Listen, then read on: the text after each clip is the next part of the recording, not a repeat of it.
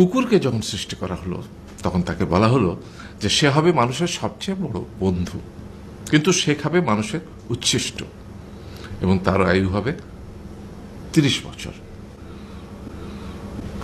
কুকুর সৃষ্টিকর্তাকে বললো, আমি এত বছর বাঁচতে চাই না, আমাকে 15 বছর আয়ু দেওয়া হোক। সেটাই মঞ্জুর করা হলো। এরপর বানরকে বলা হলো, তুমি শুধু গাছের এ ডাল থেকে ও ডালে ঝুল খাবে এবং নানান রকম ফন্দি ফিকির করে মানুষকে আনন্দ দিবে, তোমার আয়ু হবে 20 বছর। মানুষ বলল, আমি 20 বছর বাঁচতে চাই না, আমাকে 10 বছর দেওয়া হোক। সেটাই মঞ্জুর করা হলো। এবার এলো পুরুষ মানুষের পালা।